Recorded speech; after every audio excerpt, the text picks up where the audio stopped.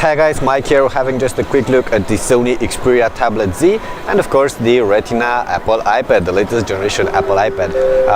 These are going to be competitors later this year, although we're probably going to see a new generation of the iPad by the time this gets in stores, because this is scheduled for May and later.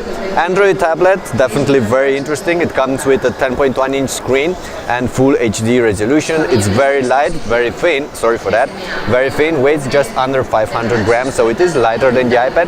It's probably not thinner than the iPad, but we'll see that a little bit later. In terms of hardware, there's a powerful Snapdragon processor inside, 2 GB of RAM.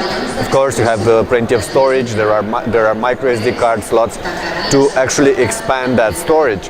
The iPad, on the other hand, is probably already familiar with it. It's a 9.7-inch screen with a retina resolution, 2048 by 1536 pixels, something like that.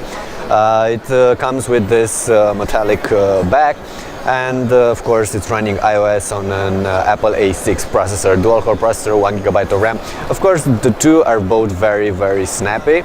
As you can see here, there's just no sluggishness when doing all this basic stuff. Of course, when running games and some of the other more complicated tasks, there might be some sluggishness, but otherwise it's going to be very both of them are going to be very fast. Okay, now let's put one on top of the other. Actually, let's have them here on this corner, and you're going to notice that of course the Sony is slightly longer because it is a 10-inch tablet, and slightly thinner, slightly shorter as well.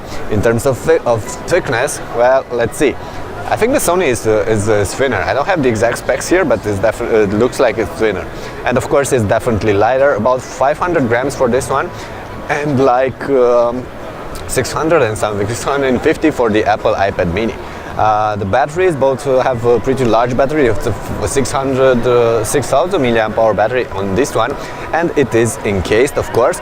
Now let's have a look at the bags. This is plastic, but it does feel very good. It's very grippy. It will catch fingerprints on this black version, but it is a very nice looking device. It does add a premium aspect to the Xperia Tablet Z. Sorry.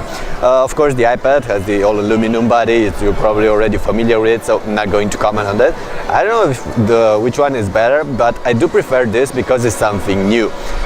This is definitely very good, sturdy and all this, but this is new and I like new things.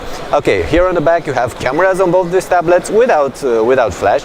There's an 8-megapixel camera on the Sony, and I believe it's a 5-megapixel on the iPad, but we don't care about that because we're not really taking pictures with tablets, right?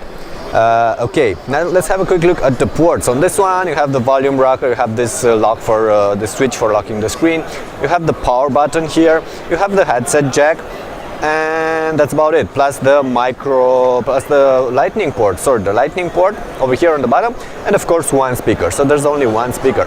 On the other hand, on the Xperia we have two speakers. I'm going to start with that. One speaker is here on this corner, and the other speaker is on this other corner. And then you have a micro SD card slot, and what else? You have an IR blaster because this can be used as a universal remote. And then you have the headset jack here, a volume rocker, the power button, and this connector that probably will allow you to attach this to a docking station or anything like this. But what's cool about this one is that it is waterproof. Actually, it's splash-proof. It's not really submersible, so don't throw it in your bathtub or anything like this. But it is waterproof, and because of that, the ports are covered by these protective pieces of plastic. For instance, this is the headset jack. It's covered by this, exactly like you saw on the Xperia Z smartphone. And on this other side, where we had the micro SD card slot, which is here, also this piece of plastic covering the slot. Okay, that's about it for now. I'm not going to get into more details. We don't know anything about the prices for this one, but it's probably going to be on par with the Apple iPad.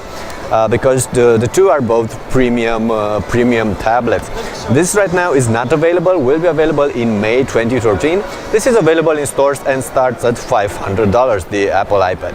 Okay, That's it for now. Look for more details on our channel and on the website. We'll update as soon as we know anything new about the Xperia Tablet Z, and we're probably going to have a more thorough comparison between the two once we get our hands on this in our test office. Okay, that's it for now. Thank you.